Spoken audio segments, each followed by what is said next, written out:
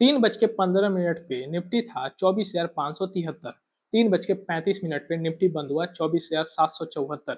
बीच में कोई न्यूज नहीं, कोई र्यूमर नहीं, कोई बड़ा अनाउंसमेंट नहीं, सिर्फ 2 मिनट और 200 पॉइंट का जंप। ये क्वांट फ्लैश है और आज हम डिकोड कर रहे हैं मार्केट के रूल्स जो खुद मार्केट को हिला सकते हैं। 3 अगस्त 2026 सोमवार इंडियन मार्केट हिस्ट्री में पहली बार सेबी ने क्लोजिंग प्राइस निकालने का तरीका बदला उन 220 स्टॉक्स के लिए जिनके एफएनओ कॉन्ट्रैक्ट्स चलते हैं। पहले ऐसा था क्लोजिंग प्राइस निकालने का तरीका, लास्ट 30 मिनट के सारे ट्रेड्स का एवरेज वी वेब से निकालना। आज से ऐसा होगा क्लोजिंग प्राइस निकालने का तरीका, लास्ट 20 मिनट में सारे ऑर्डर्स पुल होंगे और एक ही प्राइस पे मैच होंगे, एक ऑक्शन की तरह। यही था ट्रिगर इस रूल का पहला दिन, और मार्केट पहले दिन सीख रहा था नए रूल्स।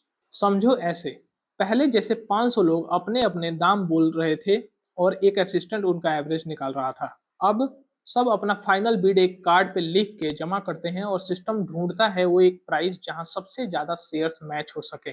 3:15 पे ट्रेडिंग रुकी। अगले 20 मिनट में बड़े इंस्टीट्यूशनल ऑर्डर्स जो पहली बार इस ऑक्शन विंडो में आए, जब पूल हुए तो उनका क्लियरिंग प्राइस पुराने 3:15 वाले लेवल से काफी ऊपर था।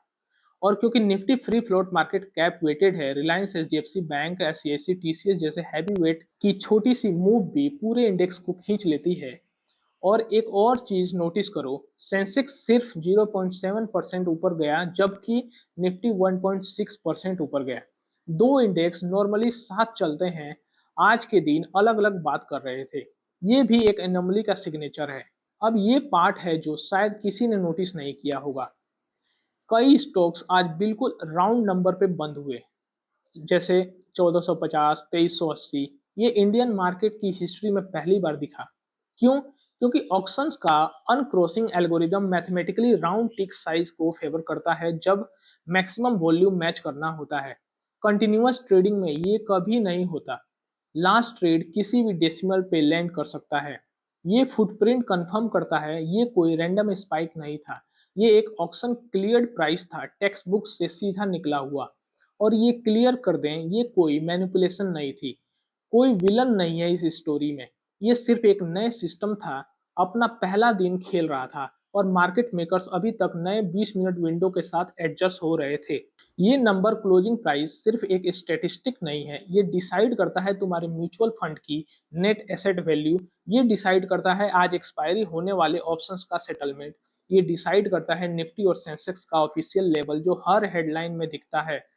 जब ये नंबर 200 पॉइंट्स इधर उधर हिल सकता है बिना किसी न्यूज के, तो समझ लो मार्केट का सबसे पावरफुल नंबर अब एक नए रूल बुक से चल रहा है। और ये सिर्फ शुरुआत है। 7 सितंबर 2026 को SEBI morning pre open session को भी इसी ऑक्शन लॉजिक पे ले आएगा। तो ये सिर्फ एक दिन की एनोमली नहीं है, ये एक नए मार्केट स्ट्रक्चर की पहली झलक है।